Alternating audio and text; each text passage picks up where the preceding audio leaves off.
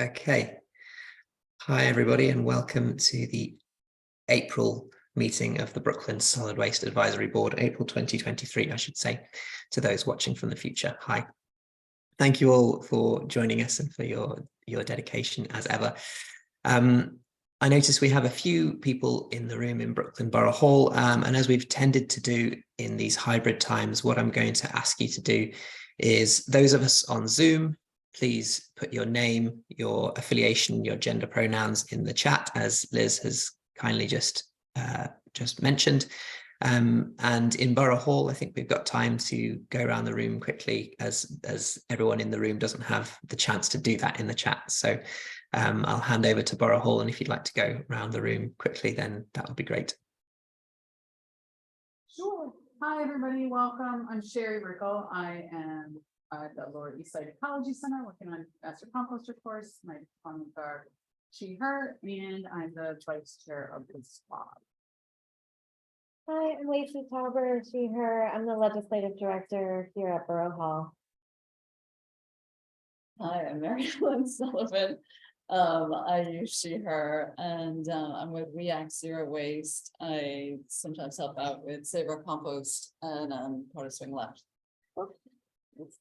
Robert Saffer, I'm at Imani Garden, composting mostly, and just looking to get more involved here.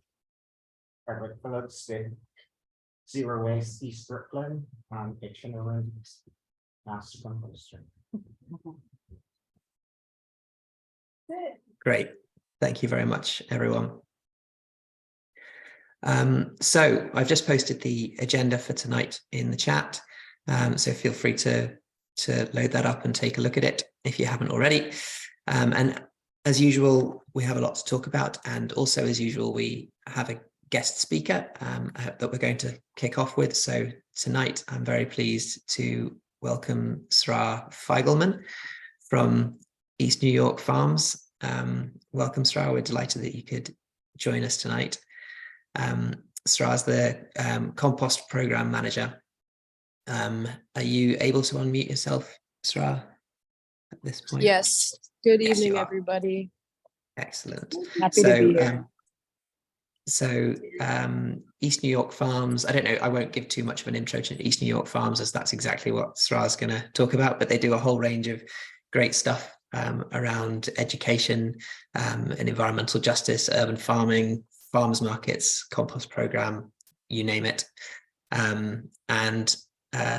Sra has a presentation that she's going to give that I'm going to share my screen for. So bear with me a second while I set that up, and I will hand over to you, Sra. So please give a big welcome to Sra.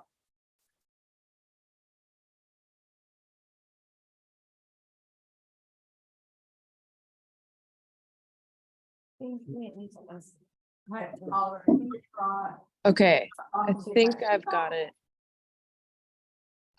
Sorry, technical difficulties everywhere. All right. Cool. Can people see my screen? See the presentation? Excellent. I'll start. Okay. Okay, great. Thank you so much, Oliver. Can everyone hear me all right? Yeah, we got you. Okay. You might catch a little background noise. I am unfortunately at a coffee shop, but I'll do my best to make sure that I'm loud and clear for everybody. Just give me a shout if you can't hear me. All right. So no problem. You're coming through pretty clear at the moment. Great. Thank you everyone for being here. Again, my name is Sra. My pronouns are they, them, or she, her, and I am the compost program manager at East New York Farms. I've been lucky to be a part of the program for 2 years now, 2 full seasons going on my 3rd. Yep. So I'll go into a little bit about East New York Farms, kind of like what we do, and then I will go into the details of what the compost program has to offer for this season. So next slide will be great. Thank you.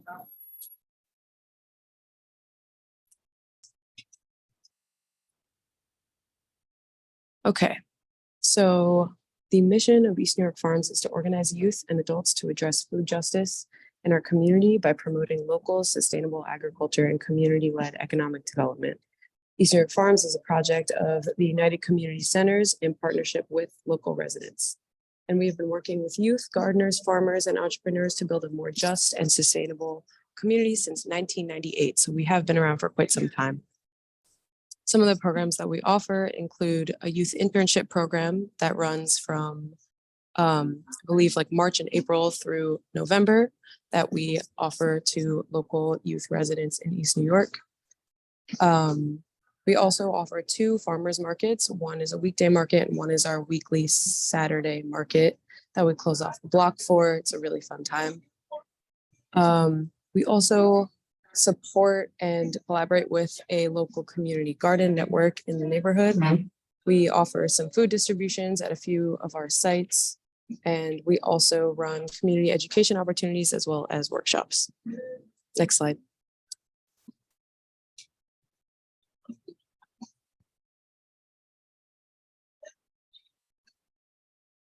So these are just some upcoming events that we have going on at the farm.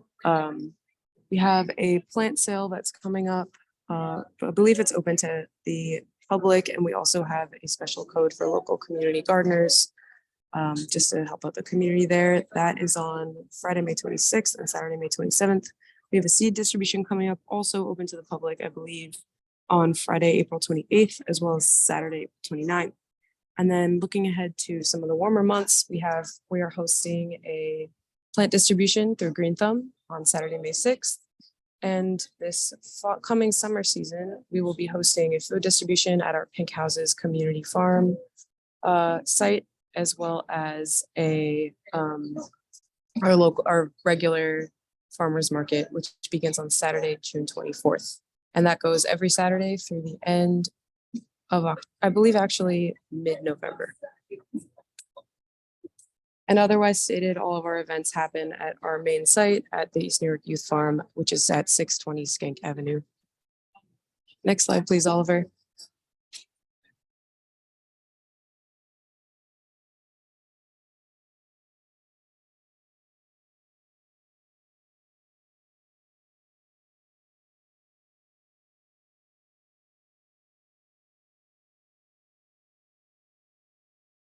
Did the new slide come through?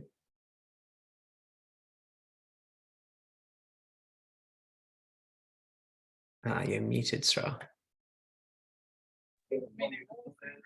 Thank you. Sorry about that.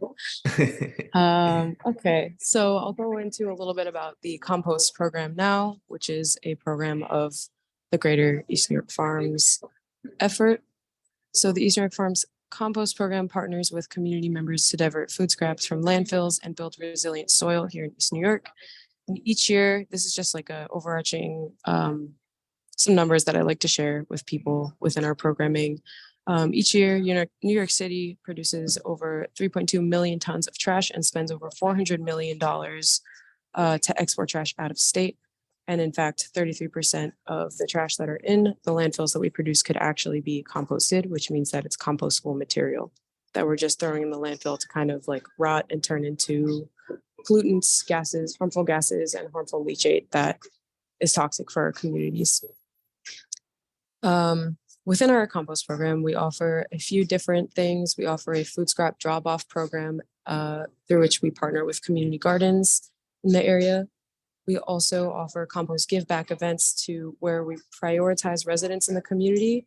And depending on capacity, we do open that up to residents outside of the East New York area.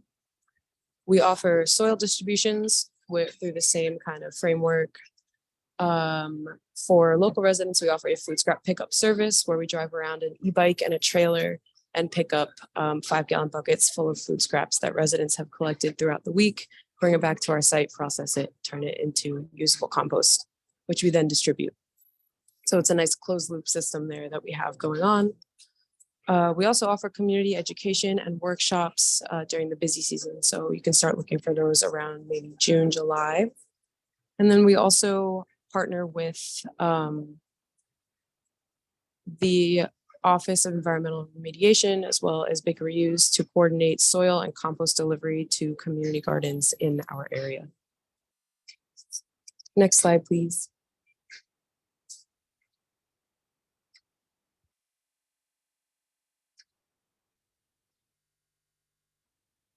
So here I just have some photos of kind of what our site has been looking like over the past season or two.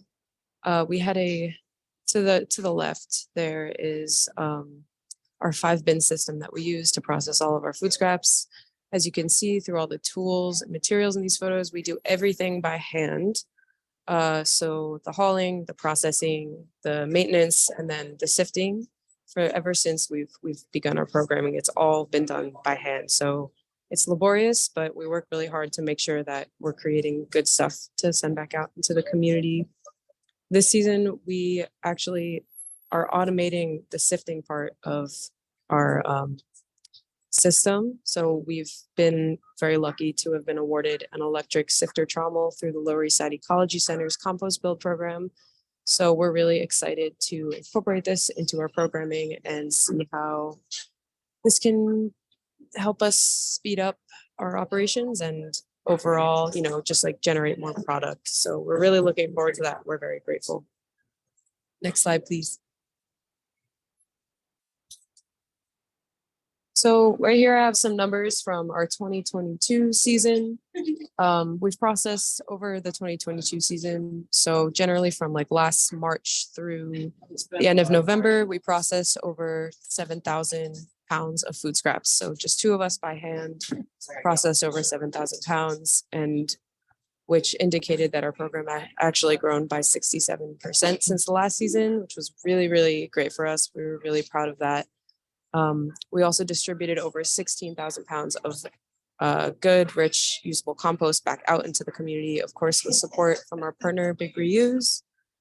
And we maintained 5 community gardens, 3 farmers markets, and 2 farm locations where we maintained public drop-off sites. So really proud of that. And this coming season, we are hoping to expand to processing at least 10,000 pounds of food scraps within our program. I personally think we'll be able to do more, but 10,000 is the number I'll give everybody right now. Next slide, please. Oh, good. The image just showed up. So up in the corner, I just have some general dates of, we like to partner and shout out to all the other compost programming that's going on in the city because, they're not our competition. We all have the common goal of increasing access to and of composting in New York. So those are just some dates that I have there for when curbside is expanding. I'd like you all to take a look at these maps and notice generally where the city is doing and offering their compost programming. If you take a look as to where East New York is, Oliver, if you wouldn't mind maybe circling that with your mouse. We have generally a lot less opportunity for residents and community members to participate in compost programming in our little corner of Brooklyn. In the map to the right, all of the little markers that you see are mostly East New York Farms powered food scrap drop-off sites. So the reason that I'm explaining all of this is because I like to emphasize that all of the programming that we do is because we need it. And we believe it's important for not only certain parts of the city, but all of New York to be able to have access to the opportunity to compost. Next slide, please.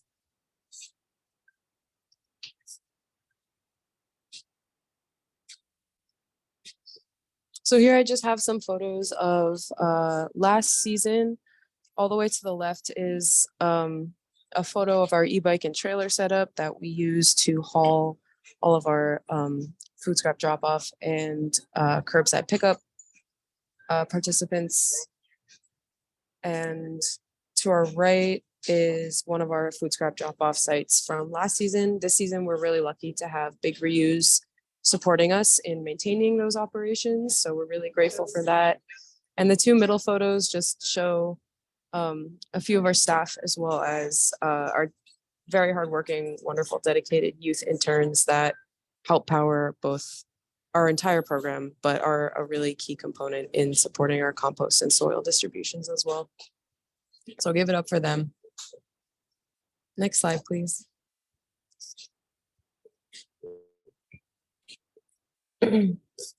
So on this slide, I just have some upcoming events that are coming up through the compost program. We are offering, like I said, we're supporting partnership with OER and Big Reuse by trying to get compost and soil deliveries, clean compost and soil deliveries to community gardeners. I'm specifically helping to facilitate those deliveries in East New York. I do believe that they're both citywide programs. So if anyone has any interest in that or questions, you can either go to our website and fill out some forms, or you can just email me directly and I'm happy to help you figure that out. Unfortunately, those programs cannot support, the delivery programs cannot support any backyard households because the deliveries are made through a large pickup truck that needs to be able to get through those double gates. So just some information about that. Our household food scrap pickup program is getting ready to launch next week. We are launching this program for East New York residents, and basically we'll be able to pick up food scraps directly from your household, turn them into compost, and then give participants direct access to the compost that we generate at our site. This program is specifically for East New York residents, and there are also some more constricting parameters for that because we operate via e-bike and trailers. So specifically, we have to make sure that if you do want to sign up for this program, that your residence is on a block or a street that would be safe for us and our youth interns to navigate as well. So if anyone has any questions about that, you can sign up and just indicate your interest through the form. I think that Scanny code should go right to that form. It's also on our website, and you can also feel free to email me if you have any questions. Next slide, please. So this is just our general program calendar highlighting the compost distributions and soil distributions that we do have coming up.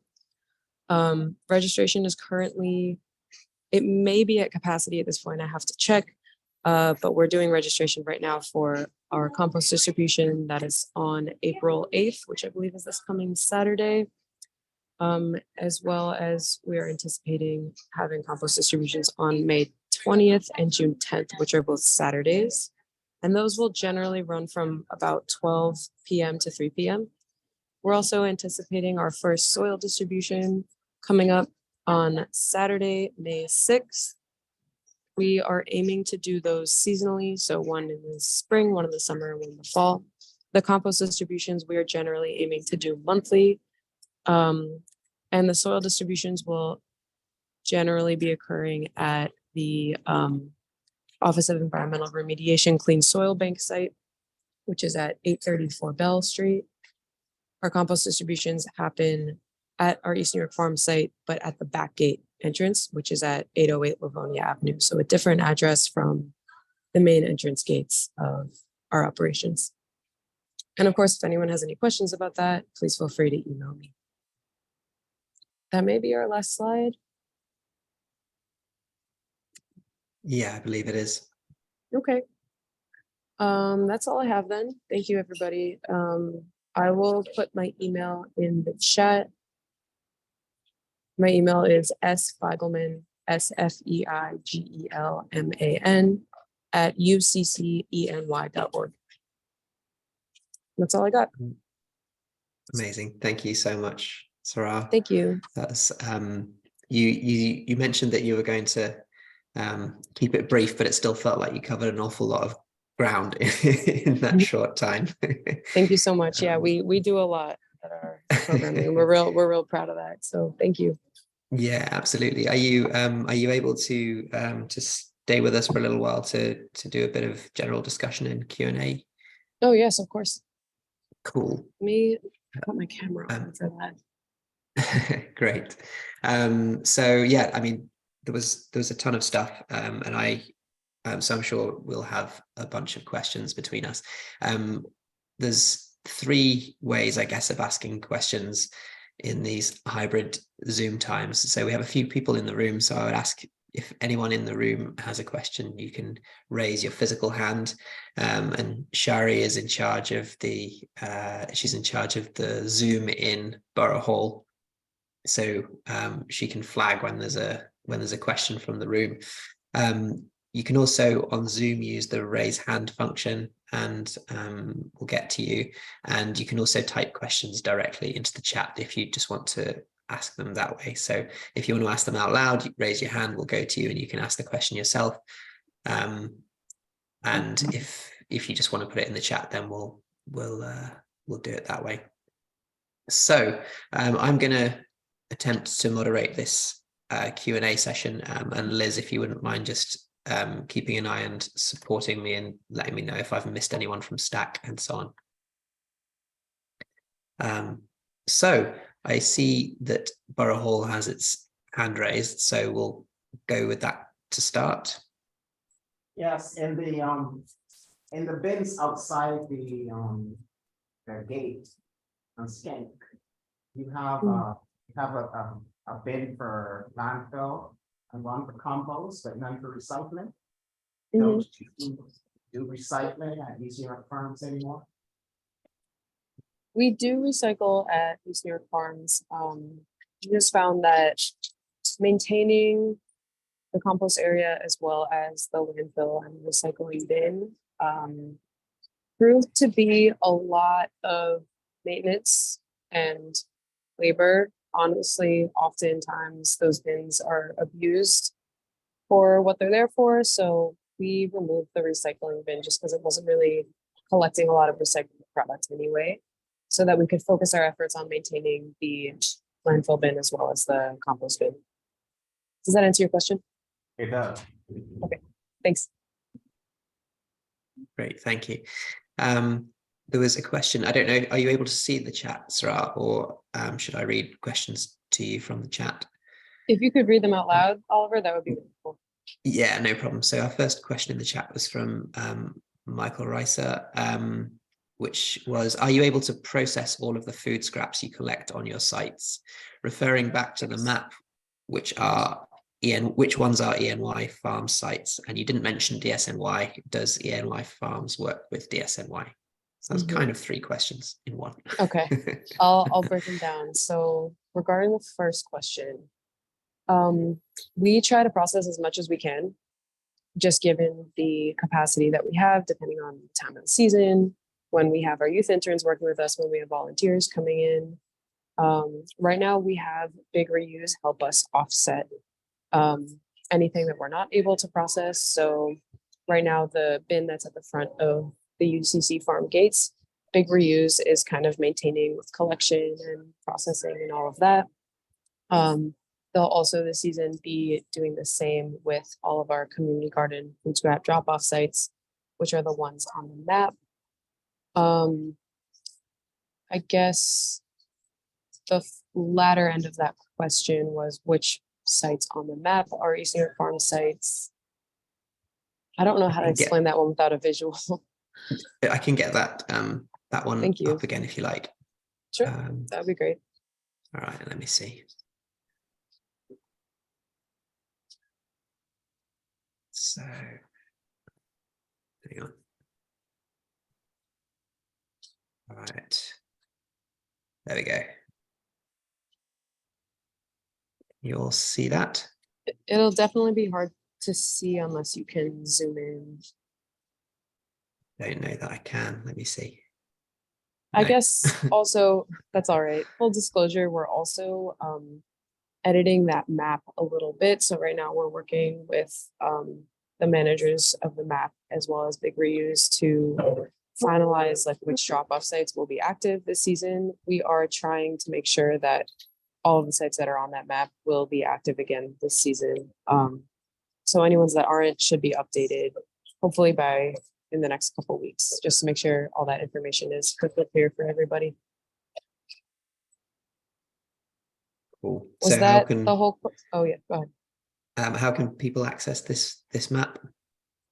We have all of these maps showcased on our website. So if you go to the East New York Farms website or the UCC website, you'll be able to navigate through all the tabs to find the compost website page. And then if you scroll to the bottom, I believe that's where we keep all of our maps.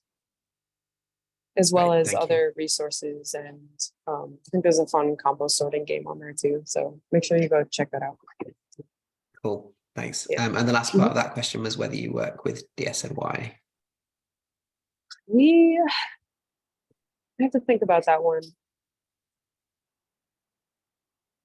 I don't believe so directly. Mostly all of the work we do is either independent or through the community partnerships that we have with organizations like BkSWAB College Center, Big Reuse, BK sometimes, etc. We can I would say the most work that we do with DSNY is that we connect any gardeners that need big deliveries of their bagged compost, we connect to them. But generally we're doing different, similar programming, but covering like different spheres of New York City compost programming. Great. Yeah. Thank you. Mhm. Okay, we've had a bunch more questions in the chat while that was going on. So next up is one from Michelle Greenberg asking what kind of workshops you offer. That's a great question. So in the past, our organization as a whole has offered seeding workshops, craft workshops. We do events, like we've done yoga on the farm. We've done kind of like music and tea celebrations, all kinds of things. This season, the compost program is specifically hoping to offer just like a compost 101 kind of workshop for anyone that's interested in learning more about how to compost either in your backyard or using the resources that the city offers. We're also hoping to do a mushroom growing workshop. We've been lucky to receive a lot of materials from Smallhold as well as other places that have helped us kind of start a small little culinary mushroom growing operation at our site, which has been fun. So with the onset of the youth program this season, we're hoping to kind of get that going again soon. I believe that covers it just about. Great. And are those the workshops, are they open to people who don't live in East New York, or is it for East New York residents? And also, are they free or are they paid? How do people access them? I believe that most of our workshops are free. Most of our workshops are for the entire public, so anyone in New York can register. We, as a general expectations, we always try to prioritize residents of Eastern New York, but they're, unless otherwise stated, they're most likely open to everybody and free. And we would indicate if that was to be otherwise. Great. Thank you very much. Next up was a question from Susan Fraser asking how much clean soil comes in a delivery and where the clean soil comes from. That's a great question. So I believe that the clean soil comes from the Fort Bell site at the Office of Environmental Remediation. They source it from sites from excavation sites from all across the city, and it's tested, remediated if it needs to be remediated in any way. And usually that's through, I think, by adding organic medium so compost to those supplies. And the last part of that question was how much comes in a delivery. I believe the information's on our website. I don't want to misspeak, but I believe that the minimum required for that order, for an order of clean soil, is maybe like 3 cubic yards or 5. But I would check our website because it should be on. Great, thank you. Mm-hmm. Next up, we had a couple of questions from Betty Feibush. They came to me directly, so casual viewers of the chat won't have seen them, but I know where they slotted in. So she asked whether East New York Farms would be willing to do a workshop in another community, and if so, how to arrange it. And secondly, whether you support school gardens as well as community gardens and resident gardens. Mm-hmm. Those are great questions. I will start with the last part of that question because I'm excited to hear that. I think that looking forward for our programming, we would like to support and work with school gardens, especially with, curbside expanding to be citywide. I think that partnering with schools would be a really excellent way to maintain and expand our operations, even as composting becomes available to everybody. How that could look is we could come collect food scraps from a school garden site, perhaps do some workshopping around that for an educational opportunity for the young people. But I'm also interested in just talking about that more with people. So anyone who's interested, please feel free to reach out. I would love to talk about more. And the first part of that question, if you could remind me. Yeah, it was whether East New York Farms would be willing to do a workshop in another community, and if so, how to arrange it. Sure. Generally, I would say our operations are very limited. We do a lot of work in the community and try to keep it that way and prioritize that. That being said, I think depending on what that would look like, I would love to talk about it with somebody. We always kind of constantly have to gauge what we have the capacity for and everything. But yeah, I'd love to hear more about what someone might think that would look like, for sure. Because we do have, other projects and programs within the greater East New York Farms that might also have the capacity for something like that. So yeah, feel free to contact me. Awesome, thank you. Michael Rarisa asked how many remote sites you manage. Great question. In terms of, so we have two main farm sites. Sorry about the names bad. We have two main farm sites. That's our East New York Youth Farm site, and then we have our Pink Houses Community Farm site. In terms of community gardens that we work with and support, I would say, I don't know the exact number, but generally anyone in the community that reaches out and requests support, whether that's through our garden assistance programming or through our material and tool distributions, we try to help anyone that we can. So I know that there's definitely over 50 registered Green Thumb community gardens in, I believe, East New York alone, and there's definitely over 70 community garden oriented operations happening in general. So there's a lot of maintained space and a lot of community gardening that's going on. And then that's not even including backyard gardens happening as well. So generally, yeah, we just try to support anyone we can. Wow, that's a lot. So Michelle Greenberg had another question about the map. Just wondering if you could explain what the map is showing. Liz did put a link to the map on your website in the chat, so people can access that themselves. But I just wondered if it was worth quickly going back to the map again and just quickly saying what the left and right maps mean in very basic terms. Would that be okay? Yeah, that would be fine. Cool. Here we go again.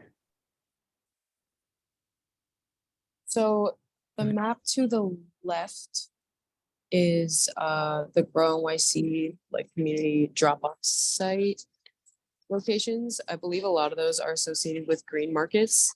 So that's one way that any resident can participate with composting in New York. The map to the right is the most recent DSNY food scrap drop-off map. The orange ones are the smart bins. If anyone has been around Crown Heights or Bed-Stuy or Bushwick or Uptown in the Bronx or in Astoria recently, and I guess Staten Island too, there's these fancy new smart bins that have been installed on a few blocks where you have to have a smartphone, I believe. You scan a code, the bin opens, you can drop your food scraps off there and be on with your day. I use them in my neighborhood. I think they're awesome. And then all of the other ones are, I believe they're just community, a lot of them are community supported food scrap drop-off sites that are open to the public. Some of them are not 24 hours and have specific hours. Some of them are 24 hours. So you just have to check the notes, but that's what they are. Is that clear? Great. Thank you. It was clear to me. Michelle, let us know if it wasn't clear to you at this point.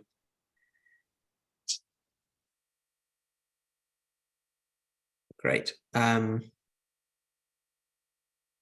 Next up, Teresa Scavo asked what the borders of your pickups are. So I guess what the limit of your range is. That's a great question. I would say generally within East New York, we operate above Linden Boulevard, below Atlantic, and then mostly west of Fountain Ave, although we can make some exceptions because it's not a terribly busy road, and then east of the L train, which I believe runs down Van Sinderen. So those are roughly, and we're flexible depending on, safety and things like that. But those are generally the parameters that I offer people when they ask. Great, thank you. Is that on your website anywhere or available for people? It's not, but I'll update it. I'll update it to include that. Cool. Thank you to Thank whoever you. asked that. That was a great question. Great. I see we have a question in the room. Let's go there. Yes. Actually, I see that Mark has a similar question, which I was going to ask if you've thought about or anticipated the effect of the smart bins and curbside collection on your operation. Do you have any thoughts about what that might look like? Yeah, I have lots of thoughts. I think that there's kind of like two ways to look at that. I think that municipal efforts and community efforts can need to both exist at the same time. I don't think that one existing without the other would be able to serve all of New York City. I can go into that more at any point, but I believe that those, like both municipal and community efforts happening in tandem, can support like a stronger composting in New York City than either working alone. I also think that schools and community centers and like doing direct education supported programming with larger groups, as well as, NYCHA, like organizations that might not be able to register as a household, that also might not necessarily be near a collection site or anything like that, could be supported. We could work with them through that. So there's a lot of things to think about, but I'm personally thrilled that it's all happening. And I definitely don't see it as, like for lack of better terms, like a threat to our programming or anything. I think if anything, like getting more people involved in composting and supporting that is exactly what we need. So yeah, I hope that answers your question, and happy to chat more as well. Sure. Thank you. Thanks. That was great. Cool. Awesome. Thank you.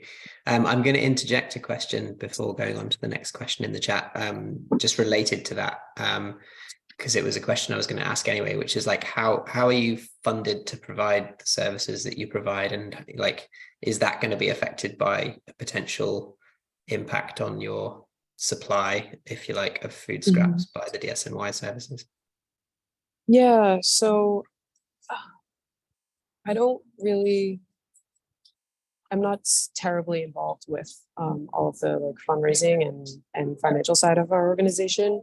We are, to my knowledge, we're mostly funded by private funders or grants. So we have like a grant writer at our organization, and basically for whatever programming we anticipate coming up, we have to apply for the grants, get approved for them, receive them, and then spend whatever money we have.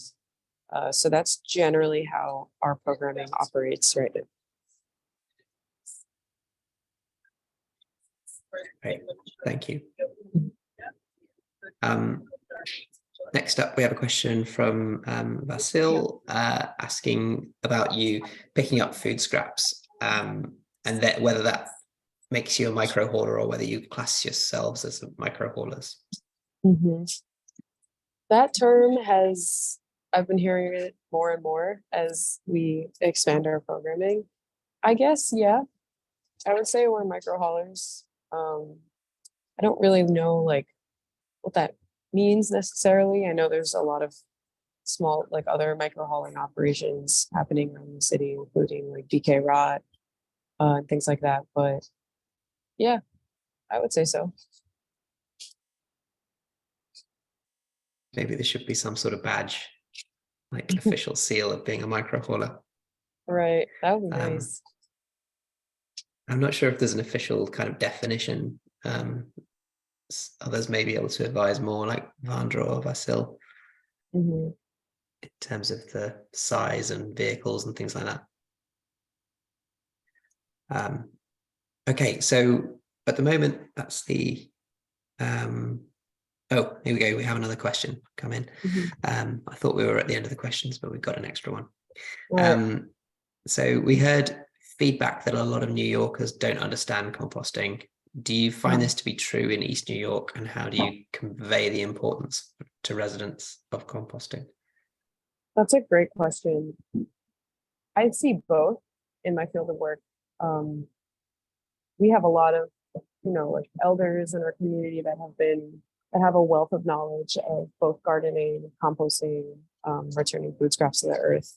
And they do that in a lot of ways that maybe don't look like traditional or, municipal composting, maybe modern composting that we see in New York. But a lot of people in East New York have been composting for years and years and years, like before East New York Farms was even established.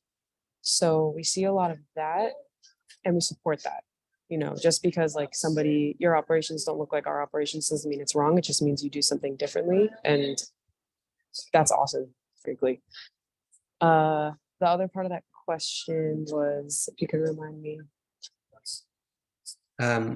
So it's just so it was about New Yorkers not understanding composting and whether you think that's true.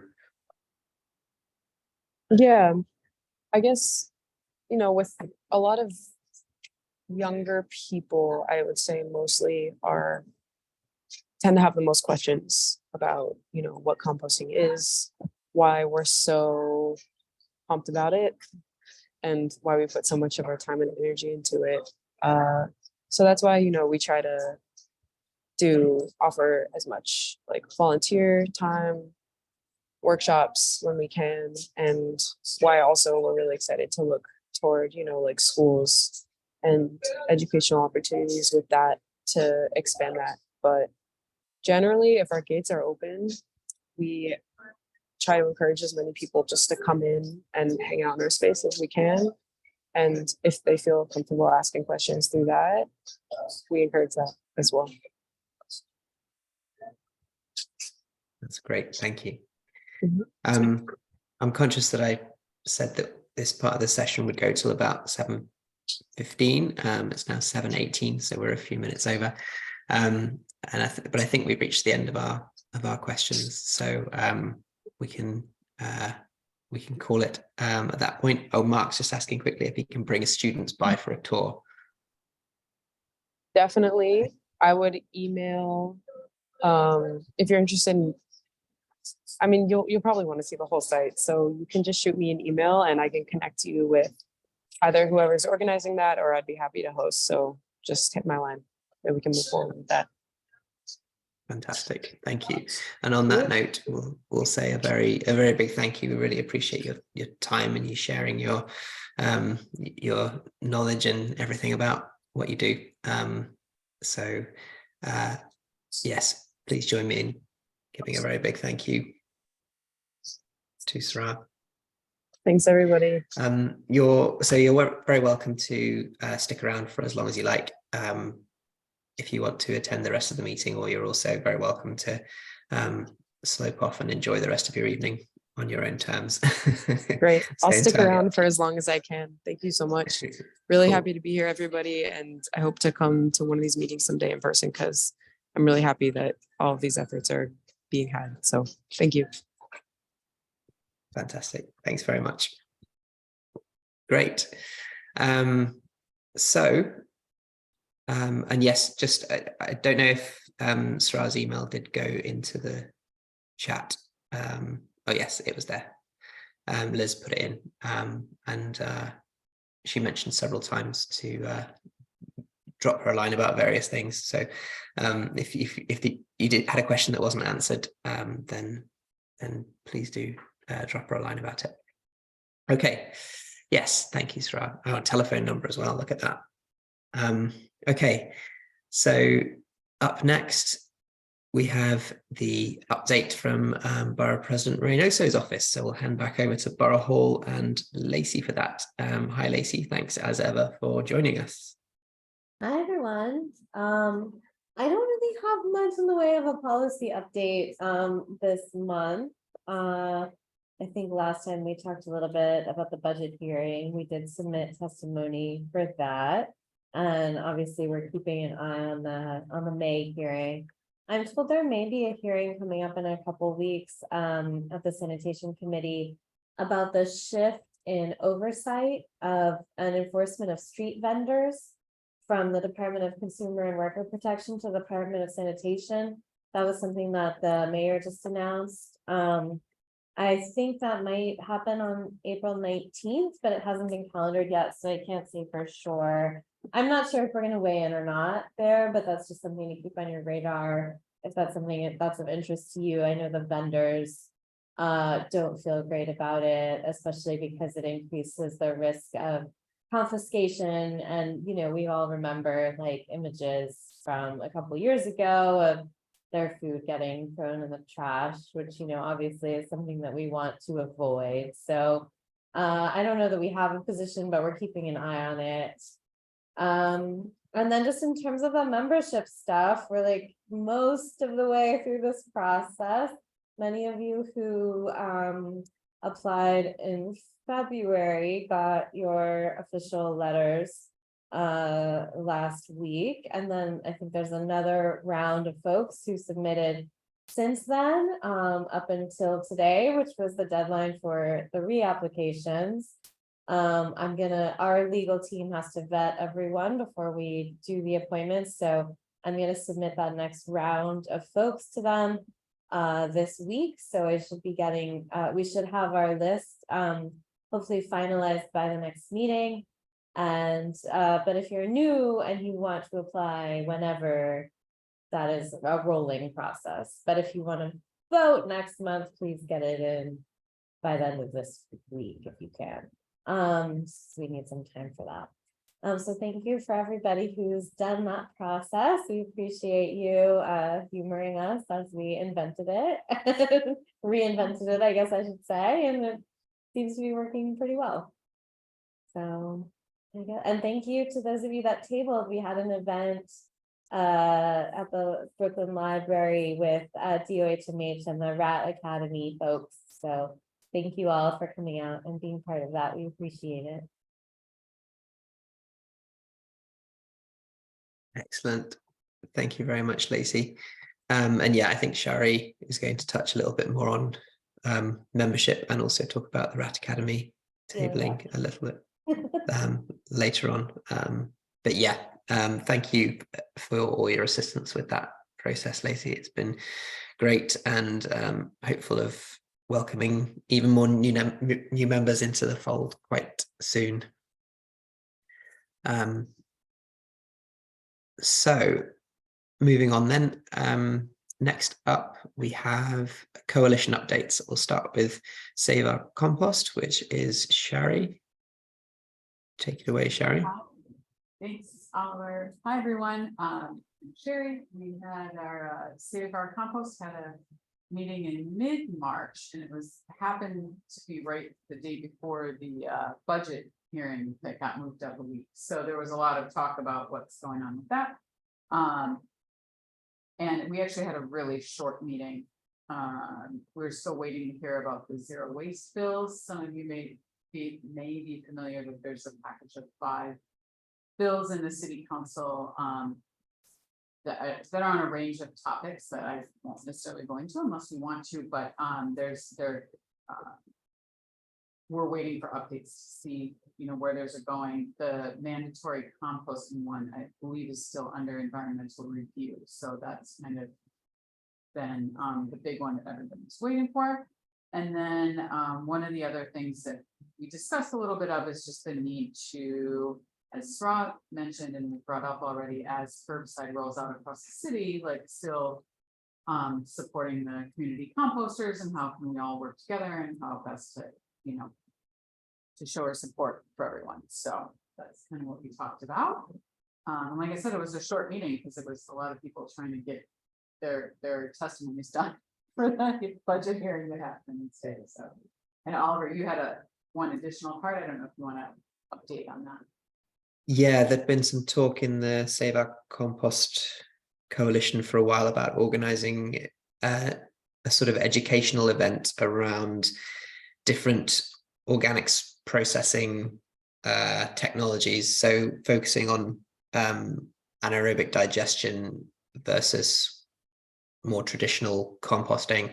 So there was an initial meeting about that. It was led by Anna Sachs, who sort of leads the Save Our Compost Coalition, and it was attended. I attended it alongside Justin Green from Big Reuse and Claire Mifflin from the Centre for Zero Waste Design. So it was just a little bit of thrashing out what that would potentially look like. And I think the idea is to have a panel discussion with people representing like small scale composting, larger scale composting, small scale AD and large scale AD meaning anaerobic digestion, followed by a sort of moderated discussion around the various,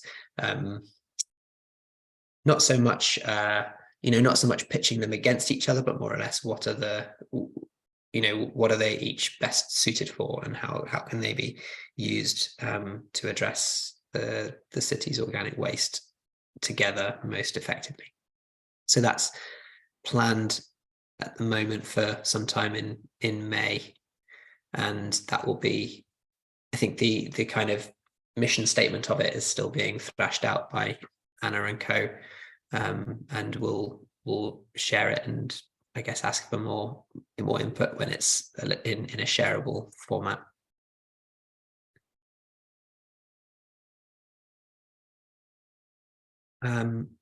Was that it then for SOC? Yep, that's all I had. Cool. So next up was Reusable NYC, and I'm trying to see if Anne's with us. She's our representative on that coalition, but I can't see that she is. And Sarah Coe, who also attends on our behalf, doesn't also seem to be here. So that means you'll have to hear me vaguely talking about it, even though I didn't attend the meeting. But I do have the notes. So one thing I know is that they had a very lovely get together on the 27th of March in person. Had some lovely food and drink. There was a lovely photo. Anne was in the photo. But otherwise, they're trying to work out their sort of path forward. So what part of reusables to focus on next, given that they had the major success of the skip the stuff bill around utensils and napkins and condiments being signed into law. So they're thinking about working on containers, so trying to pass a reusable container law,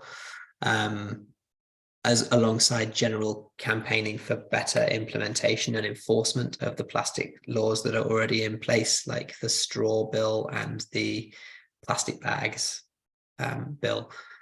But that's about all I know in terms of details. I think there may also be something going on for World Environment Day on June the 5th, but there's a meeting next week for it. So if anything happens from that requires immediate action, we'll let you know. Yes, Debbie. I also wanted to publicize, I don't see that in our events. I know Anne, and I believe the other person might be from that group, are having a beach cleanup on Coney Island this weekend.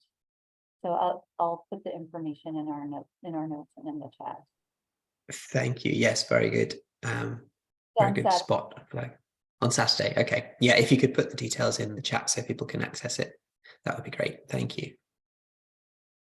Cool. Anyone else have any questions or comments on any of that? Okay, cool.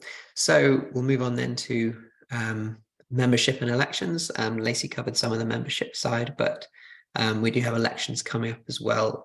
So I'll hand over to Shari again. It's going to be the sort of me and Shari show for the next little while, but we will have other voices, I promise.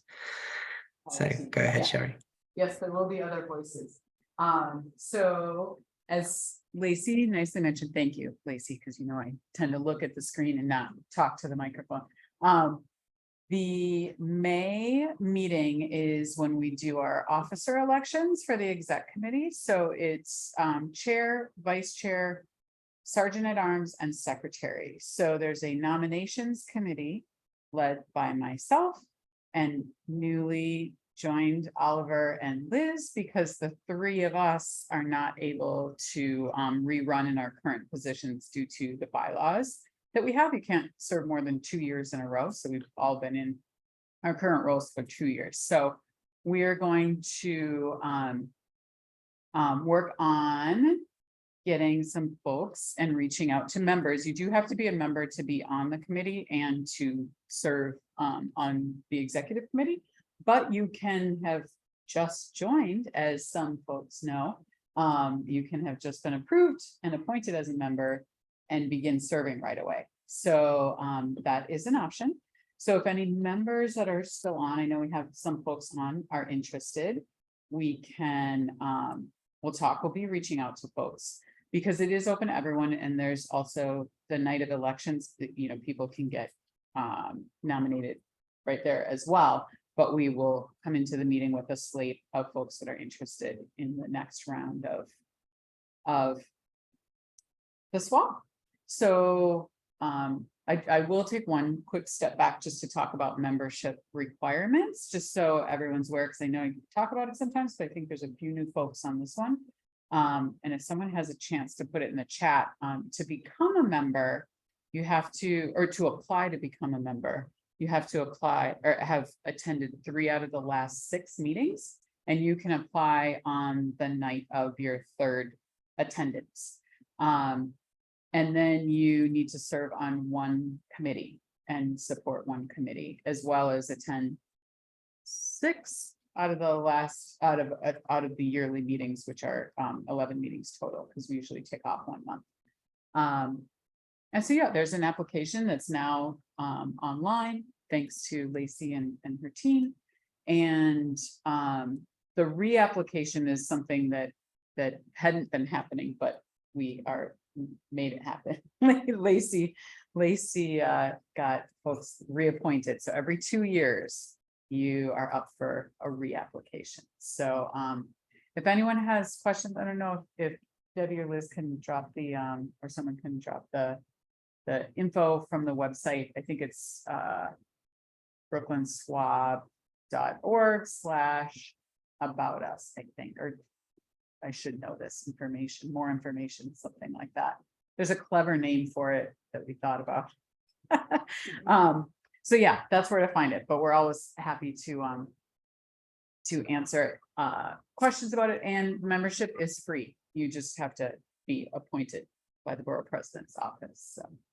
Right, so as I mentioned, there's our legal team will do some light vetting of you.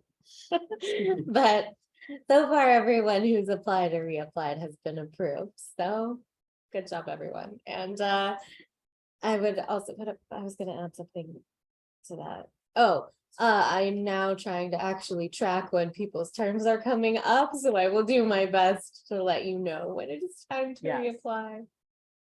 As you did, and we gave folks a Yes. very quick turnaround, and they were able to. Terms were up, but now Right. there are a few people who came in later so it's going to be kind of a rolling thing from here on out. Yeah, great. And I saw a question in the chat. The May meeting, May 1st.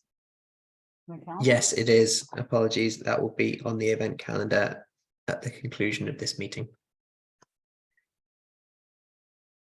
I think Great. that was for a combination of nominations and membership. Yes, thank you. So in summary, if you were thinking about applying to be a member, now's a great time to do so. And if you are a member who's thinking of taking a more active role in the SWAB, now is also a great time to do so. Cool. Agreed.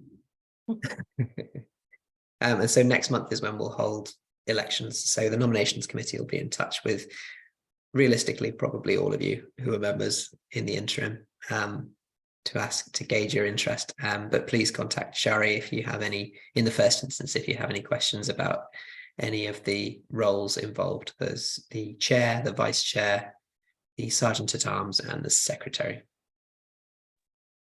And I just want to add too, we do elections at the May meeting, but that's it, it's a part of like this part of the meeting. We'll still have a speaker and we'll still talk about all the committee updates as well. Right? Yes, very good point. Yeah. There will still be other things. It's not only business. Yeah. Okay, great. We can go on to committee reports. We're actually ahead of time, which is great. And starting off with the executive committee, we unfortunately had an IT error, so our previous meeting minutes are not available yet, so we can't approve them, but we'll send them round to be read and voted upon by email later this week. So apologies about that. Otherwise, in terms of updates from the executive committee, we've been pouring information into Debbie, as she's the only one who's probably going to be standing for to stay in her position. So she's been learning everything she can about how the SWAB operates. And the other thing was, following our last meeting with Commissioner Tish last month, I'm in the process of chasing up DSNY to get some working groups going on a variety of the topics that we discussed, but I don't have an update on that yet. So it was kind of an update to say I don't have an update. But I'll keep you posted on that. So that's kind of it from executive committee, more next month. And next up is legislative committee, which is Rhonda. Hi, Rhonda. Hi. Okay. So first of all, thanks everybody for the voting online for that letter for the packaging reduction, getting it out of the budget, and then just stipulating the important ingredients of effective, what we believe to be effective EPR. Thanks everybody. So we've sent that out on behalf of all 4 SWABs, and it's looking pretty good. The budget obviously didn't get done by April 1st. It seems like, I don't know, Lacey, if you've heard, but it seems like next week, but I don't know. I'm not sure either. I know they were passing an extender, but you know, they can do that again if they need to. So it's hard to know. Yeah, exactly. So moving on, there's never our good work is good, but no good deed goes unpunished. And so now there's another, I think we're going to be fighting with some bad industry bills until the end of time, literally. They'll go down fighting the whole way, and try to take everybody down with us. So there's a new bad bill that's been proposed in both the Senate and the Assembly. Senate, I don't know if anybody's seen it on Twitter. Everybody's ignited over it. It's S6030 and A6039. Those are the bill numbers. And I see Frederick nodding. Have you been following that? If anybody wants to chime in, go ahead. I'm just like getting my head around it. As I'm running forward with it to try to understand it. But basically, it's changing the metric by which we measure the carbon, or the, you want to say it, Lacey? Methane. Yeah, it's all about methane. So basically they want to change it to 100 years the measurement of 100 years versus the measurement of 20 years.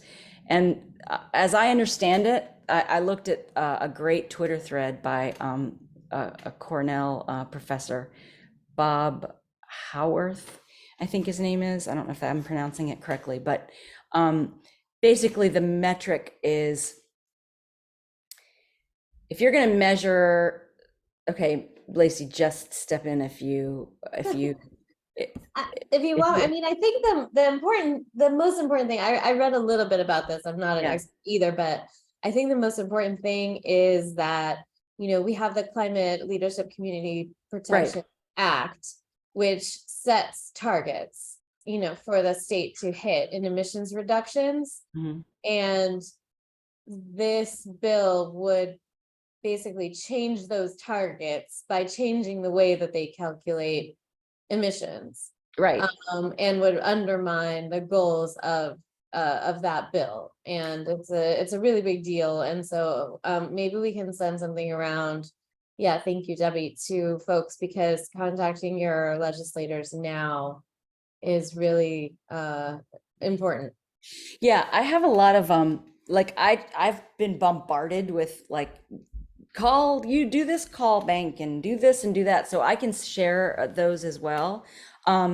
It's basically, it not just undermines the goals, but like I feel like what's really egregious, and it's kind of saying the same thing but just in a different way. There was a whole community action council who put time and energy into, who come from, they're scientists, but they're also from disadvantaged communities. They represent people who've not been at the table, and this completely cuts them off at the knees. And it's like, why would you do that and then just completely negate something really important that they've put forth? And that it doesn't just help a certain part of the population, it helps us all. And to really, it's ridiculous. Oh yeah, do you have a question? Yeah. Oh, in the back. Yes. I read a summary of Senator Parker's bill, and he was trying to justify it by saying, and I'm curious as Yeah. to whether or not this is just greenwashing or terrible washing. Yeah. He was trying to justify it by saying that we're harmonizing New York Yeah. State to the IRA. And if we don't do this, then we're not going to get business investment in, clean energy or this, that, and the other. And it sounded like a very solid argument, but I just questioned how real it was and whether or not it was kind of made up in order to justify his bill. And as we fight back, is there something effective we can say to counter that? Yeah. Okay, so let me just look. I'm glad I'm at home because I've got notes everywhere. And it's basically my understanding from let me just see if I can find it. So that what he's saying is that in order to get federal government money, he's saying the federal government is using a metric set forth by the IPCC, which is what's it called? The Argonne-Greet method, which doesn't take in, it's intended for a whole different power. It's intended for a different power source and not for using it with respect to all kinds of carbon burning. So it's taking one metric and it's putting it into another wrong, incorrect context. So, and it sounds really smart. And of course it does, because people who are paid well in suits sitting around beautiful conference room tables have all day to figure out the thing to say back about this. So this is another reason why it takes voters. It just takes lots and lots and lots of voters to push back on it and understand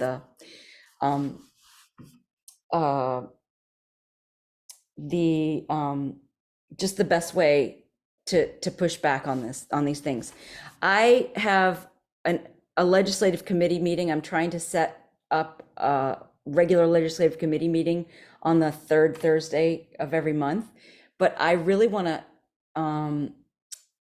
maybe try to do an emergency one this week, because I think it would be great, very powerful to get another all swab letter out. And for the Queen swab, their bylaws now say that they need to have it has to pass out of committee. So I'm happy to do a joint committee meeting to look at this and craft a letter that we could all feel happy with. It can be very short but sweet. The legislation that Senator Parker put out is short. It's amending the legislation that enacted the CLCPA, the Climate Leadership and Community Protection Act. So, which is a longer piece of legislation, but he's just amending 4 sections. So I would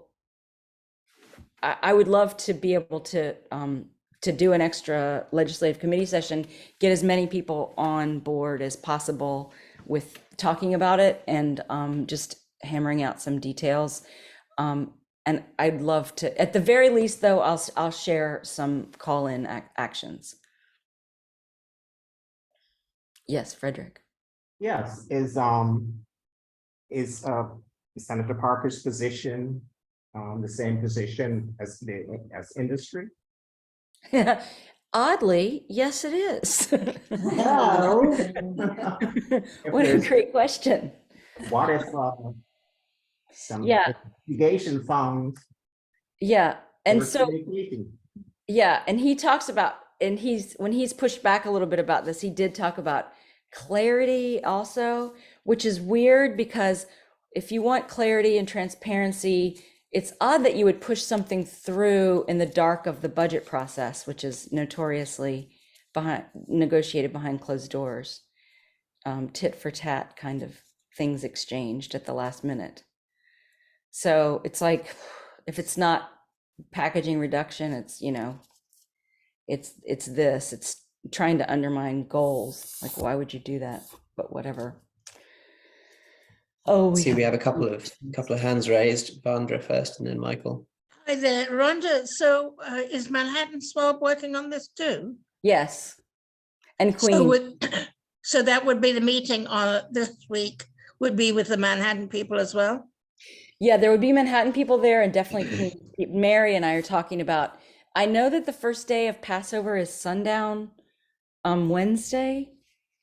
And so it's better not to try to arrange something for Wednesday, but maybe would Thursday be gauche to ask for people to show up to a meeting? Not for me, but I certainly say go ahead. Yeah, yeah. Go ahead. Okay. Oh, yeah, tomorrow is Maggie's meeting. Yeah, Yeah, maybe Thursday. maybe about half of, if I can speak for Jewish people, maybe about half will have some commitment on Thursday also. Okay. And does it make sense to do it later rather than earlier, like 7? Or is it better to do it like 6:30? It wouldn't matter to either of those would not work for them. Okay, I see. Start Okay. a big dinner around 6 o'clock or something. Okay. And they'll be preparing for it before that. So it's Okay. Maybe Okay. worth thinking if there's another day, possibly. Well, I mean, Friday is the other option, but how do people feel about, is Friday? Just sorry to be asking you to speak for the Jewish people. so obviously I'm not exactly qualified. I would just go for it on Thursday, and this is New York and this is urgent, so. Yeah, I mean, I'm going to a Seder on Friday, but. And Okay. Good Friday. So it's also Good Friday. Right. Yeah, So, it's always gonna be hard this time this year. Yeah. okay, so maybe the sooner the better. And then when we circulate something, I will circulate reasoning, like, and with what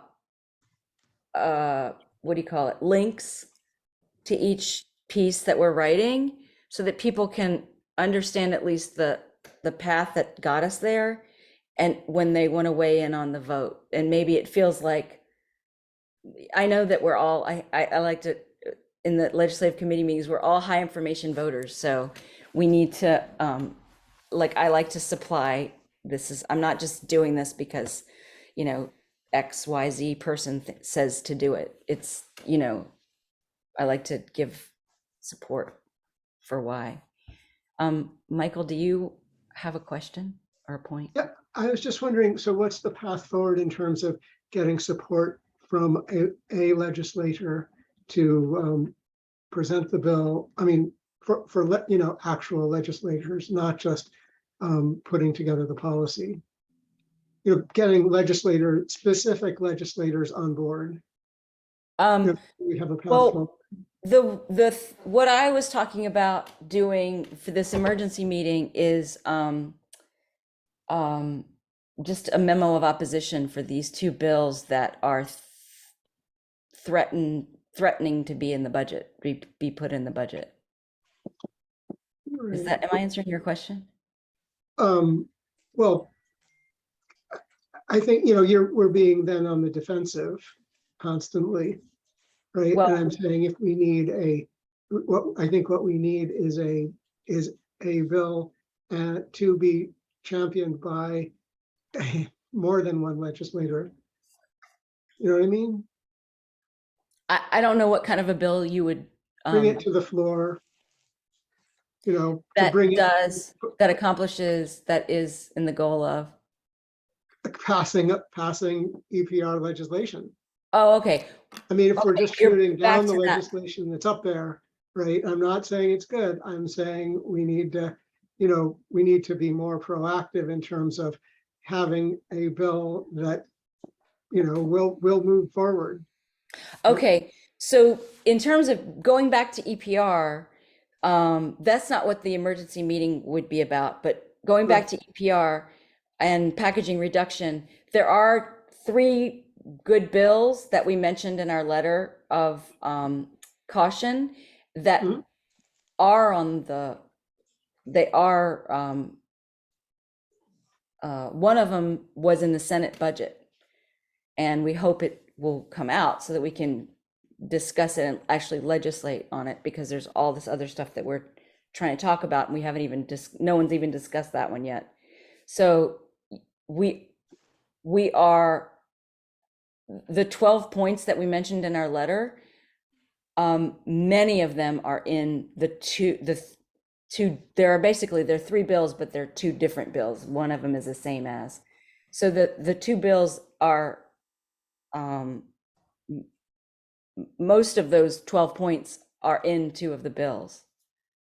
So it's a matter of like, what our letter basically was saying was, get the best of these bills, talk about it and come up with the best elements of these 2 bills, rather than negotiating away the good parts in the dark of night. Does that answer? Yeah. Does that speak to what you, okay. I'm just saying we should get it done. Yeah, we should get it done, but just any old thing, like getting the governor's version of it is not getting anything done. It's actually going backwards, with all of her loopholes in there. I mean, just from what I've looked at. And Debbie, do you want to add? I just wanted to ask 2 questions. Okay. Is there a reason to make this an emergency before the budget passes? Is this going on separately, or can this move at all before the budget passes?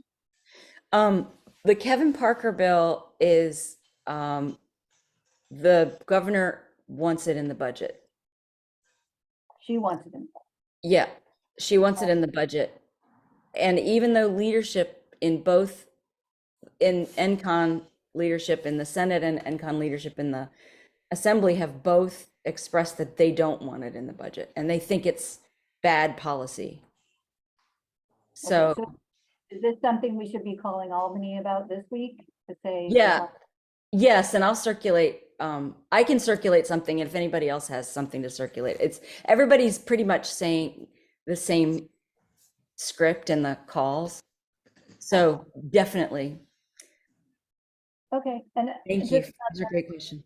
brief question about the city council and I mean, I don't know if Lacey also, how is the city council process and, you know, these races that are coming about, how is that going to affect the zero, the suite of bills, the zero waste bills? And, you know, should we be pushing any which way on those this term, or is everybody just looking at these elections and not paying attention to our bills? Good question. Yeah.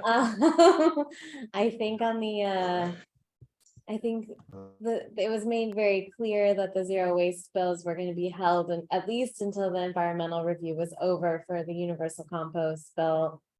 I think now that they have agreed to do an optional universal compost, I imagine, I can't say for sure, but maybe next time you all have your conversation with the commissioner, this is something to ask, that they're going to say, give us time to, you know, work the kinks out with this pilot. I think that's where the negotiations are headed. But, you know, I know that the council bill has very strong sponsorship. If I'm them, I'm trying to pass it before the end of this term for that reason, because there are some questions about whether the same folks will be there next time around. But it is true that, you know, this primary is in June, so people are going to be very focused on that for the next couple of months.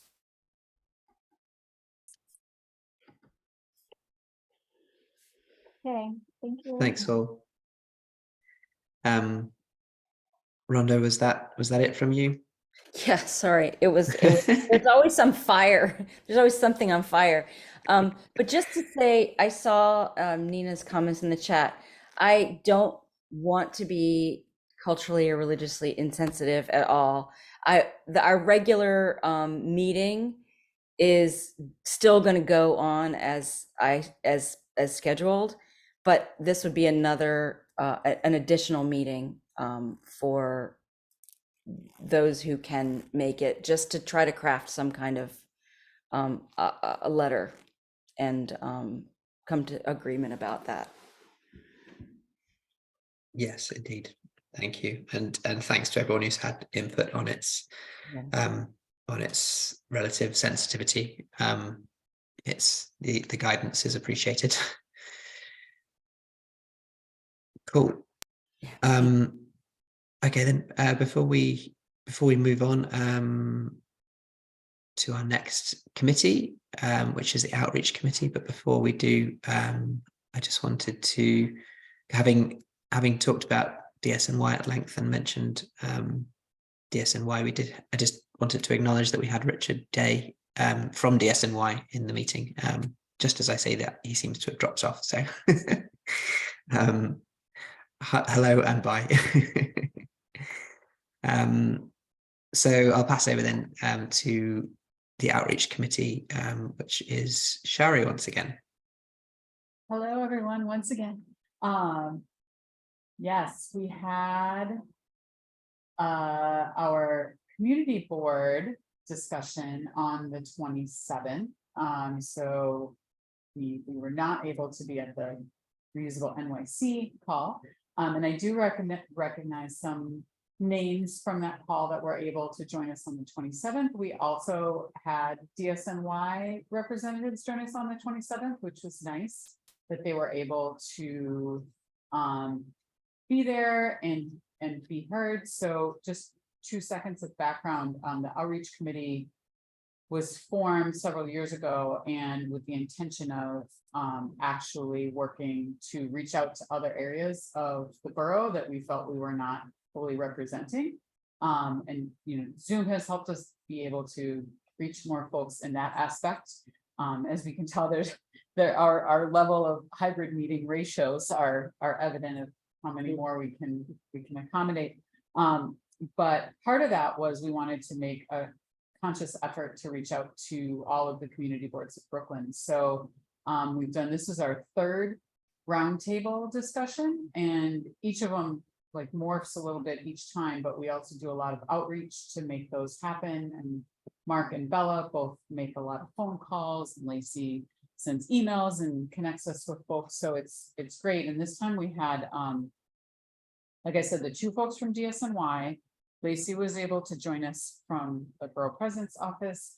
And then we had, I think, 8 SWAB members, and we had 24 community board members from 12 of the 18 community boards. So we were very thankful to have all of those folks that were able to join us and participate. And Mark was the moderator, and feel free to jump in, anyone on the team that was part of making this happen. And we focused based on our last discussions. We had a little bit of hearing challenges, current challenges from each of the boards that were present.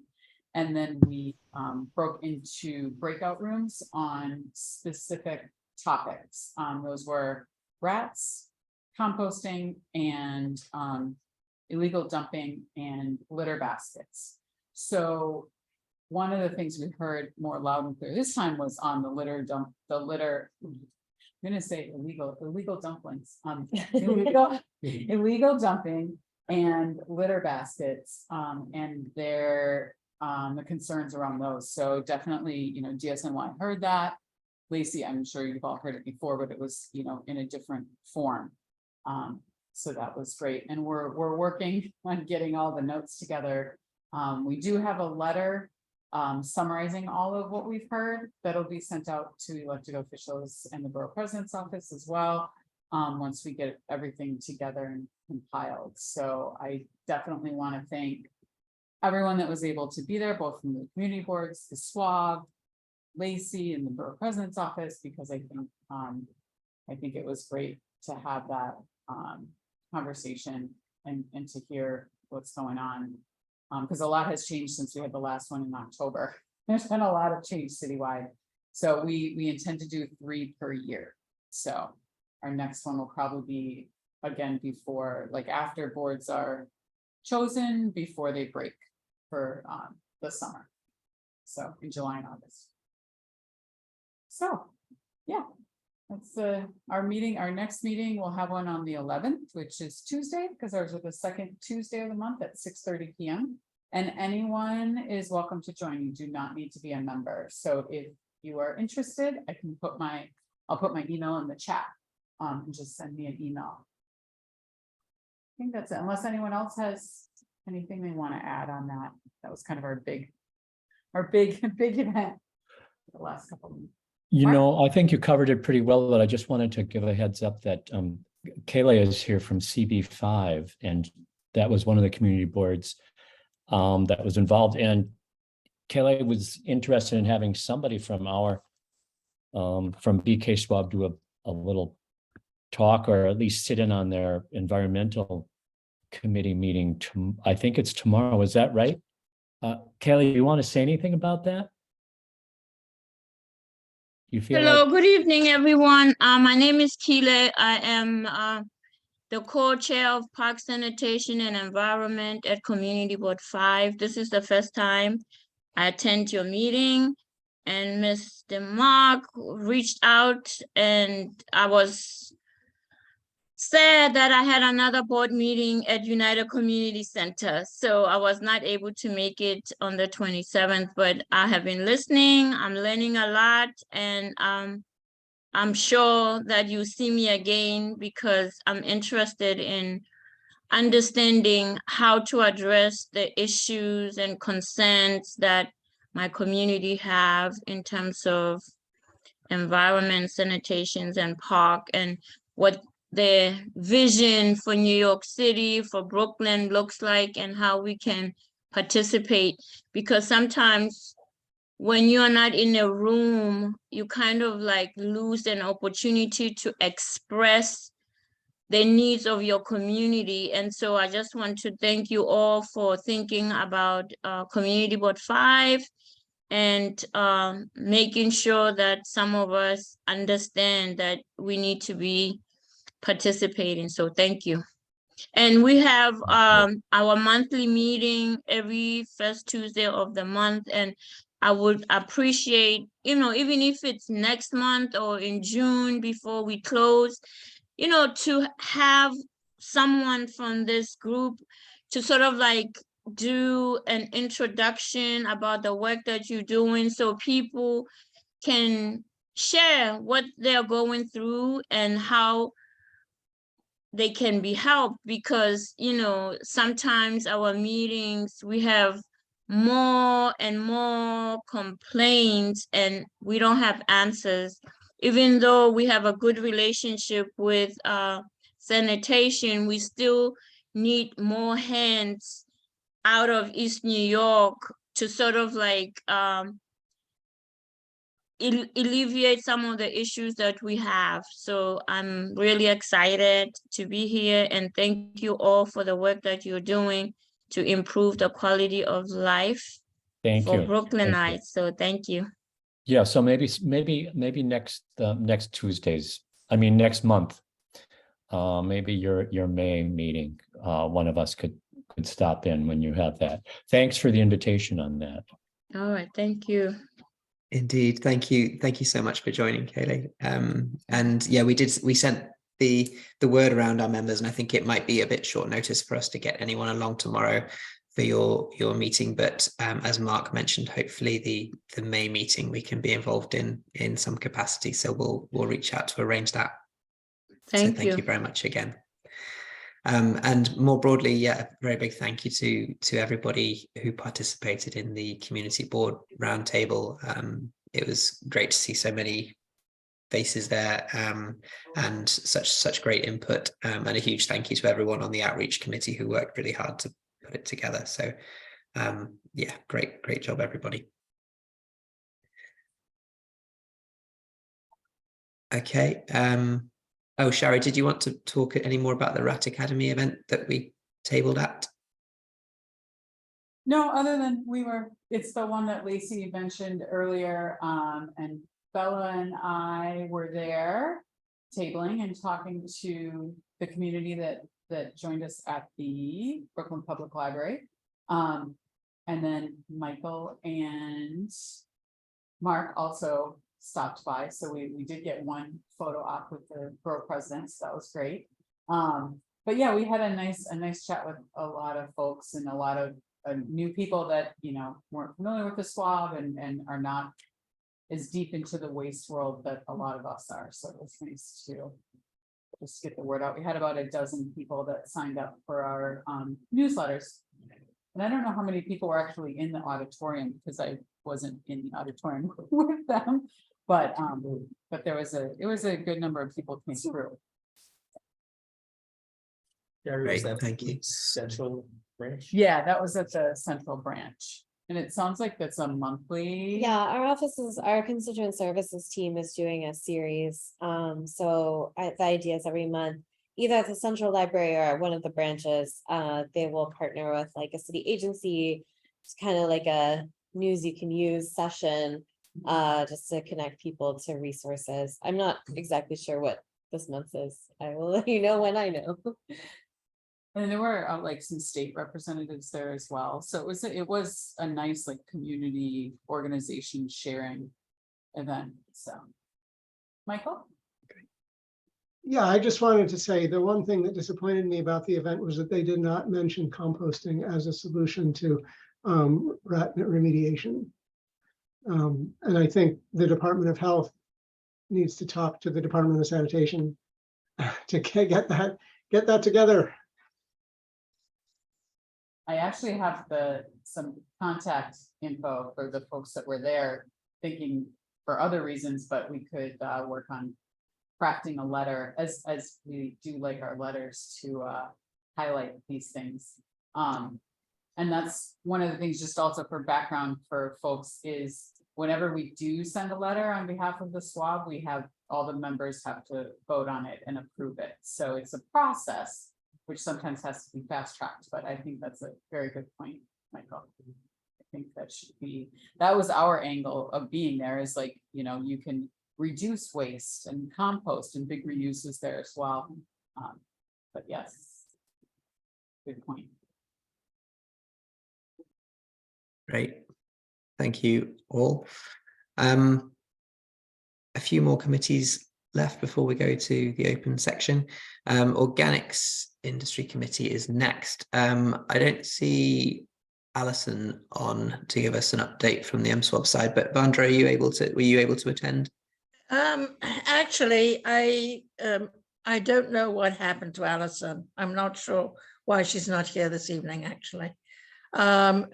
They are very, very informative meetings.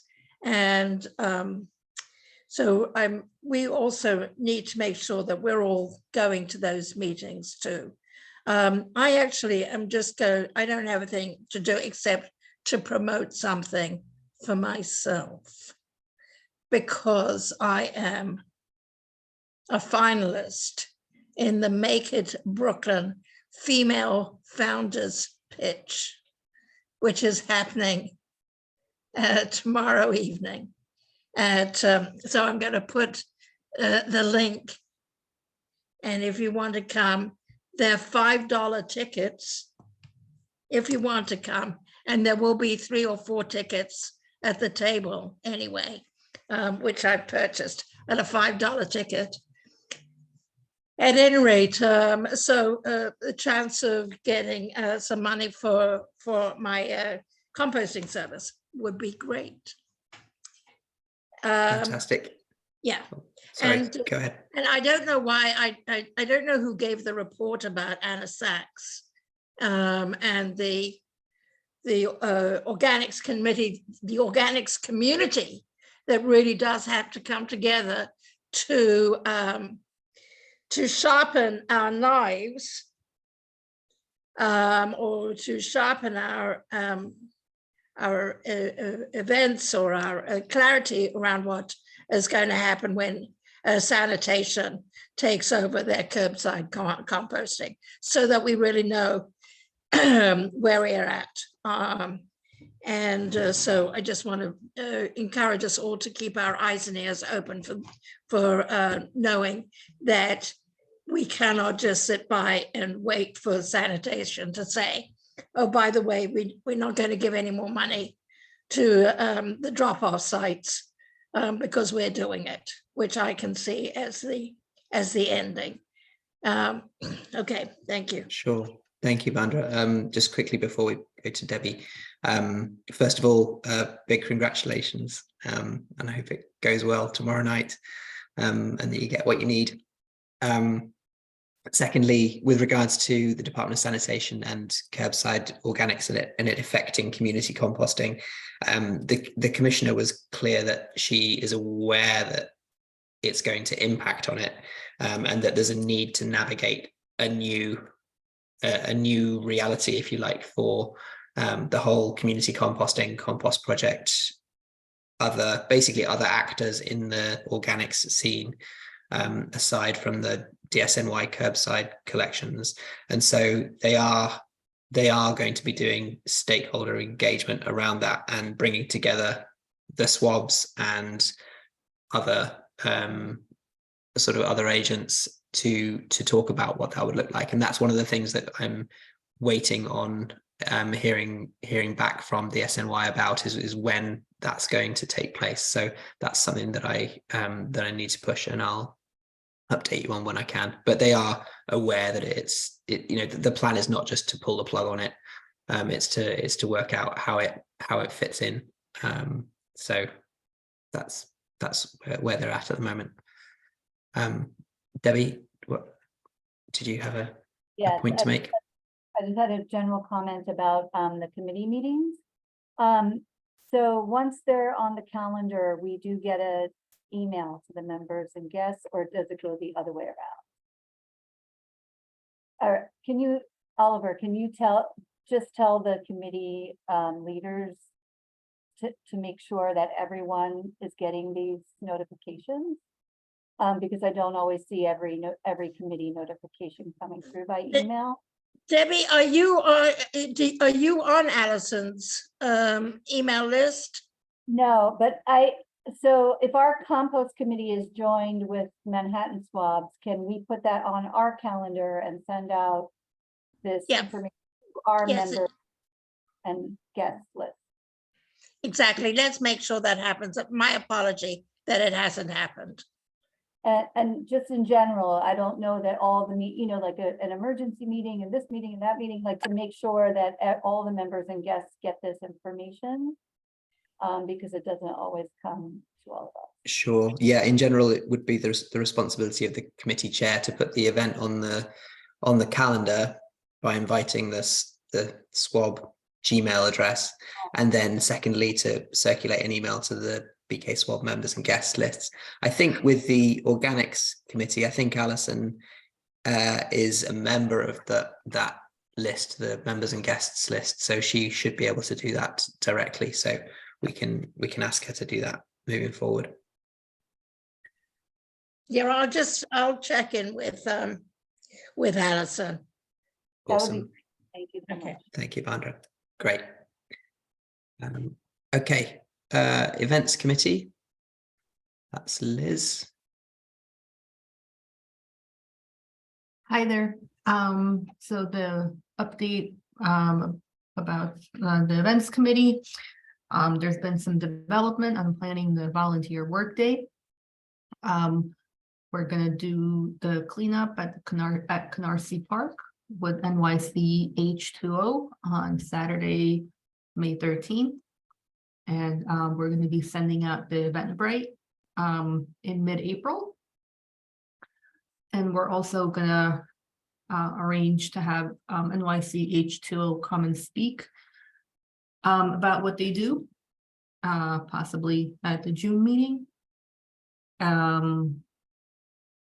So this is going to be like a Saturday morning event. I think it's like maybe 10 a.m. to noon or something like that.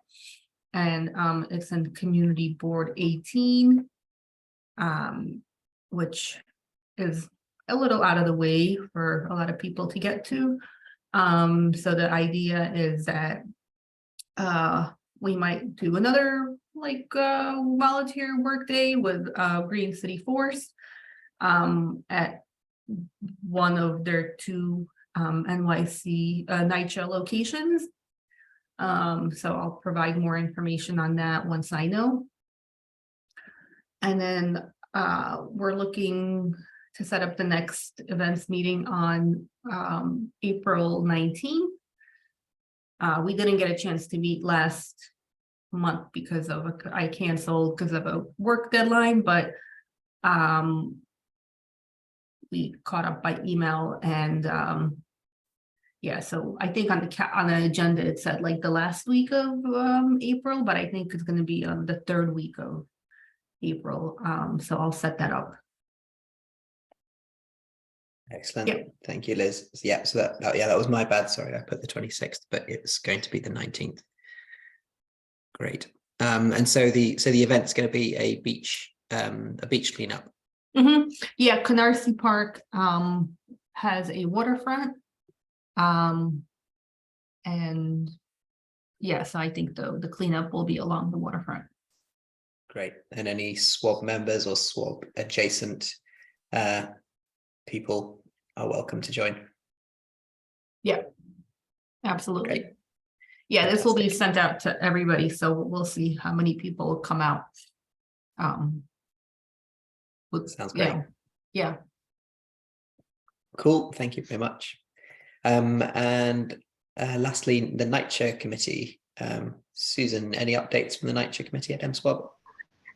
Not too much. They haven't met again. I reported on March, so I'm expecting the April meeting to be this coming Thursday, but I don't know, maybe they'll reschedule it. So I'm putting my email in the chat. If someone wants to come, it's on Zoom and it's at 5:30 p.m. to 6:30 on the first Thursday. So well worth learning about all the issues affecting NYCHA recycling. So Great, thank you very much, Susan. And obviously, if it does happen this week and anything urgent comes out of it, then we can do an interim update rather than waiting for the next meeting. Yes. Cool. All right. So that's the end of the formal part of the meeting. There's a few links in the announcements section of the agenda. A pretty funny video from Recycle Right with the stars, Dior from Greenfein, some info on the waste set out times and a proposed rule change for composting of yard waste. And also some of you might remember Ben Kogan from Reusable Solutions. He used to be a regular guest in BkSWAB meetings. We haven't seen him for a while because he lives up in Vermont, but he's involved with the Imagine Zero Music Festival, which is an aspiring zero waste and zero emissions music festival that's happening in Vermont in May. I wish I was going to be near Vermont in May, but I'm not. Otherwise, I'd go. It looks a lot of fun. I'll just drop the link to the agenda in the chat so you can see those links more directly at the bottom of the agenda. And so, yes, does anybody have anything else they want to raise? We have 10 minutes for 9 minutes for open discussion. If anybody has anything they want to talk about, just use the raise hand function at this point and we'll go to you. Kaylee. Yeah, I have a question in terms of other organizations. Can they join the meetings to learn? Because I'm involved with an organization called Plant Power Metro New York, which is focusing on whole food plant-based diet.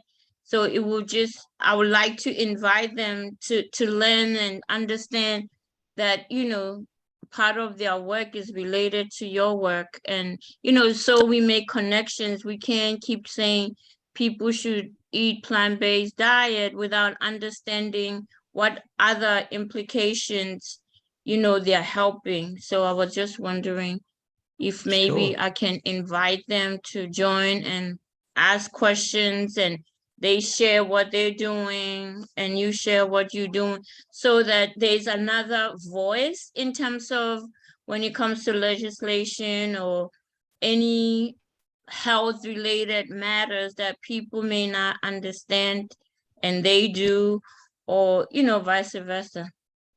Absolutely. Yeah, we welcome, for a start, our meetings are open to the public. So anyone is welcome to attend, and we very much welcome anyone from any relevant organization. And you're right that waste intersects with so many other things that we're always open to those connections and wanting to explore those connections. So yes, 100%. And as Michael says in the chat, we also have a guest speaker every month. So if it's particularly relevant or there's an angle related to waste that would be interesting to explore in more detail, then there's the potential to have them speak at a meeting as well. So the first thing would be to get them along, and then we can start the conversation. Thank you. Great. Vandra? And then we'll go to Anne after Vandra. So I was just wondering about the new signs that the sanitation sent out about when you could put out your garbage cans, which they've, which these signs say limits the rats if you put out your garbage at 8 o'clock at night, but don't put it out at 6 o'clock. So you have 2 hours, you have to wait 2 hours to put out your garbage for the garbage to sit out overnight before the sanitation trucks come. Is there anybody that can sort of speak to the wisdom of this change? Thank you. Thanks, Vandra. I'd certainly throw it out to anybody who's able to shed any further insight. What I can say from what I know is that alongside that slightly later set out time, that the Department of Sanitation is endeavoring to make it not sit out overnight, but come during the night or sort of quite close to midnight a lot of the time. So you might see trucks coming earlier than they have in the past. Did Borough Hall have something to add on that? I saw an unmute. I was just going to say what you just said. Okay, cool. Yeah, and I'm sorry, what did Lacey say? just she was going to say what I said, which is that DSNY are also making an effort to pick up earlier, so it's not spending the whole night on the sidewalk. But it's certainly been you know, it's been some eyebrows raised, shall we say.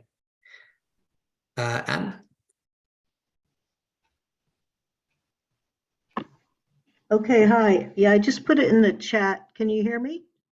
Yes. Okay, I'm co-leading a walk with Robert Elstein from Beautify Brooklyn this Saturday, the 8th, and it's a plastic, not only clean up, but educate people who might not know the extent of how toxic plastic is and how it's getting into every sphere of every ecosphere, and killing animals, etc. So we're going to be walking and collecting plastic and then making art from it, but also, you know, informing people about actions they can take.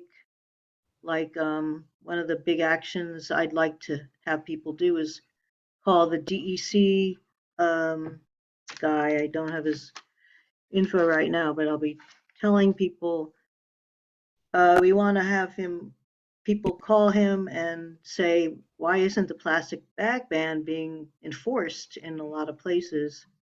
It's been in effect for what, 3 years now, and it'll also be fun if you can be on the beach and get a little of your creative energy out there making some art. So we're going to be meeting at 2 p.m. There's a laughable little triangle of a park at the boardwalk and Stillwell that's usually full of plastic, interestingly enough. We're going to be meeting there and then just walking out to the beach, and people will go and explore. So if anyone has questions, they can message me yeah, that's it. Thanks. Brilliant. Thank you, Anne. Just one thing, I'd rather be not preaching to the choir. So if you know, anyone knows people who are kind of in the dark about plastic, invite them. Thanks. Great, thank you, Anne. Debbie had flagged it up briefly earlier in the meeting. Are people okay to reach out to you if they want to be involved? Would you be able to put your email in the chat, Anne?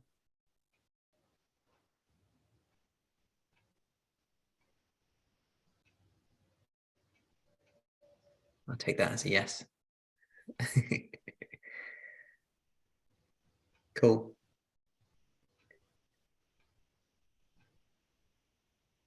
Yes, great. Thank you, Anne. So does anybody have any final points? A couple of minutes left.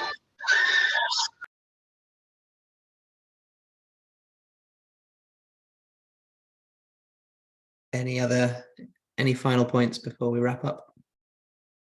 I mean, I don't have an answer to Vondra's question, but maybe Vondra, if you email the group, somebody might have that insight that you're looking for, because we also want to know how is this a real solution to the rat problem? Oh, the set out times, yes, yeah. Indeed. Great. Oh, and Kayleigh, thanks for putting the details in the chat about the East New York Garden Advocates annual cleanup on Earth Day, Saturday, 22nd of the 4th. Thank you. Kayleigh, is there any can people sign up in any way for that, or is it just to turn up on the day? Yeah, I will send you the I'll pass the flyer to Mark. This way he can share with you. Fantastic. We can share it to our networks. Thank you. Thank you. Great. All right then. I'll call this meeting to a close then, as we're at 8:30. Huge thank you to everybody for coming and for your contributions as always. I hope you enjoy the rest of your evening. Our next one's on May the 1st. with committee meetings in between. So please join them if you can. And otherwise, we hope to see you in May and speak to you by email in the meantime. So thank you So very much, Oliver, everybody. Yes. How's England? Oh, Where are you? Very, very briefly, I'm in Spain at the moment, but I'll be in England from next week. So Whereabouts in England are you? Sorry? Whereabouts are you going to be based? London? Yes, I'll be in London. Yes, for the foreseeable. Where in Spain? On the south coast of Spain. Yeah. Oh, nice. I'm heading to Spain So- in a week. Fantastic. Okay, let's connect about that separately then. Enjoy. Sounds good. Bye. Thank you very much. Oh, Right. Lacey. Yes, Sandra, what's up? I don't know. I just sent you an email. If you could, I don't know if there's anybody from the nurse's office that can come over to NYU tomorrow evening.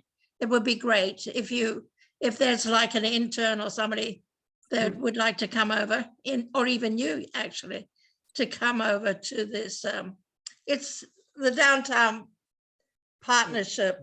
I will take a look. You said you emailed me because I don't think I saw it. It's gone to the council. It's gone to your yeah. Do you have my current email? I'll send you one right now. Okay, to Vokashi@gmail. It's just Vokashi@gmail. Yeah. Okay, I'll send you an email right now so you have it. Thanks very much. No problem. Thanks. Lovely. Thank you very much, everyone.